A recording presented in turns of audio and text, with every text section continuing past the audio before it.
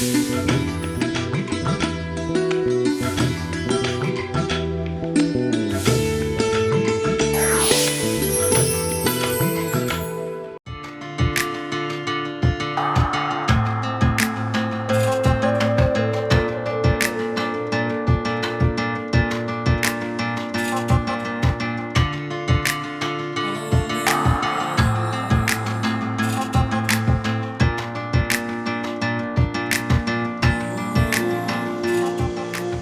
250 గజాల లోపట మేము కూరగాయలు వేసుకోవడానికి ఎన్నుకున్నామండి. ఇందులో ఈ 250 గజాల్లో ఈ మధ్య భాగంలో టమాటా, వంకాయ, అదే రకంగా మిర్చి, క్యాబేజీ, కాలీఫ్లవర్ ఇట్లా రకరకాలైనటువంటి కూరగాయలు మేము ప్రధానంగా టమాటాలు మాకు బాగా ఎక్కువ వస్తున్నాయి. అదేవిధంగా ఇది మన క్యాబేజీ, కాలీఫ్లవర్ కూడా బాగా వస్తుంది. అందరు అంటుంటారు ఏంటంటే క్యాబేజీ, కాలీఫ్లవరు తినొద్దు అని హైదరాబాద్లో చెప్తూ ఉంటారు. ఎందుకంటే చాలా ఫెర్టిలైజర్స్, పెస్టిసైడ్స్ వాడతారు.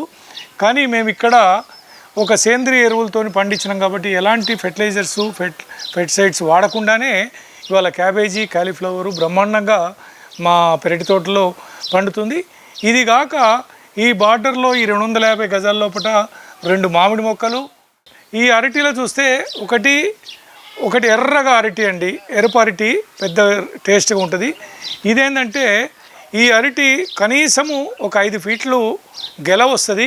అదేవిధంగా వెనక వైపు అమృతపాణి, అదే రకంగా ఇక్కడ ఒక మామిడి మొక్క, నిమ్మ మొక్క కూడా నాటుకున్నాము. ఇది ప్రధానంగా ఈ భాగంలో కూరగాయలు సేద్యం చేసుకోవడానికి మేము పెట్టుకున్నాము. దీంట్లో ఇప్పుడు మాకు పొంటికూర, అదే రకంగా ఆకుకూరలలో కొత్తిమీర, పుదీనా అది మాకు ఇప్పుడు వస్తుంది. ఇది కేవలం మేము కూరగాయలకు కోసం పెట్టిన ప్యూర్లీ ఆర్గానిక్ పంటనే ఇది.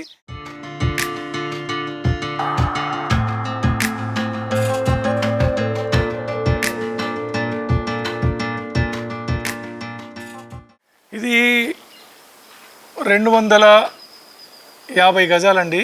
ఇది మా ఇద్దరిది అమ్మాయిలకు సంబంధించింది. ఇది వాళ్ళని అడిగితే ఇంట్లో మొక్కలు పెట్టుకోమని చెప్పారు. దీన్ని కూడా వ్యర్థంగా ఉండే ఇది డంప్ యార్డ్గా ఉంటుంది. అంటే దీని ఒక రూమ్ వేసి దీంట్లో ఈ కాంపౌండ్ వాల్ కట్టేందంటే ఇంట్లో కేవలము ఫ్రూట్స్కి సంబంధించిన మొక్కల్ని ఇంట్లో పెట్టడం జరిగింది. ఇది బారీ 11 అంటారండి. ఇది రేర్ మొక్క. ఇది సంవత్సరం పొడుగున ఈ మొక్క ఏంటంటే ఈ కాయలు వస్తాయి. చూడండి ఇప్పుడే ఇది పూత మొదలైంది. బహుశా దీనికి ఎక్కువ కాయలు వస్తే కూడా తీసేయాల్సి ఉంటుంది. ఒక కాయ 2 కాయలు, ఎందుకంటే చెట్టు చిన్నగా ఉంది కాబట్టి ఇది వెయిట్ ఆపది. అందుగురించే ఇది రేర్ మొక్క. ఇది మామూలు నర్సరీలో అయితే దొరకదండి. ఇక అది పోతే ఇక్కడ మనకు ఈ మొక్క ఉందండి. ఇది మామూలుగా ఏంటంటే ఇది ఒక బత్తాయి రకం. ఇది వియత్నాం మాల్టా అంటారు, వియత్నాంకు సంబంధించింది. ఇందులో చాలా జ్యూస్ ఉంటుందండి. ఇంకా ఇది పెద్ద సైజులో ఇస్తుంది. దీంట్లో దాదాపుగా ఇందులో జ్యూసు ఒక గ్లాసు జ్యూస్ వస్తుంది.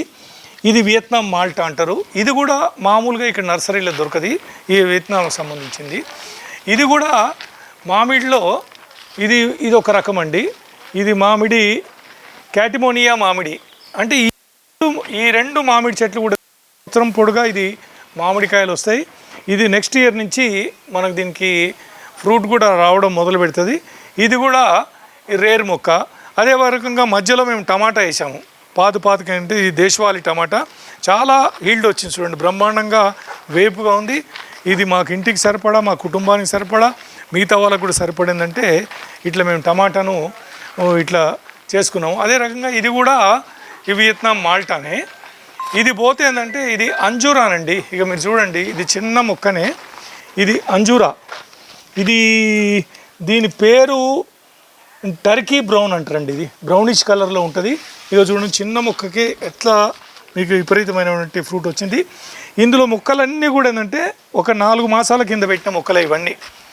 ఇందులో మేము ఆర్గానిక్ ఎరువులు,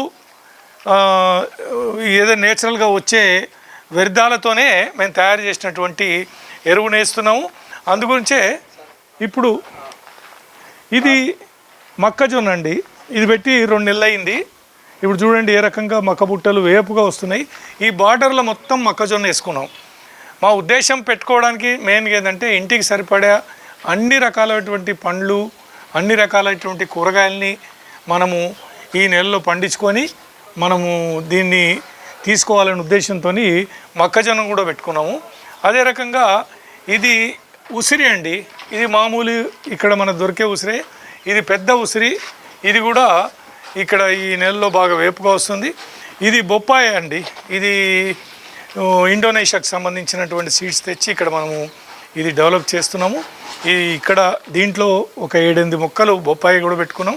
ఇది కాక ఆవకాడ, ఇది ఒక ఎక్స్పెరిమెంట్ చేస్తున్నాం. ఇది ఆవకాడ. మామూలుగానే ఇండియాలో ఆవకాడ రాదని అంటారు, కానీ ఇప్పుడు ఇది ఇండియన్ ఆవకాడ అనే పేరుతోని ఇక్కడ మనము ఒక 2 మొక్కలను ఇక్కడ పెట్టడం జరిగింది. ఆవకాడ ఇది కూడా ఉంది. ఇకపోతే ఏంటంటే ఇంకొక రకం మామిడి, మేము ఇది తాయి మామిడి అంటారు దీన్ని. ఇది కూడా ఏంటంటే బాగా రుచికరంగా ఉంటుంది.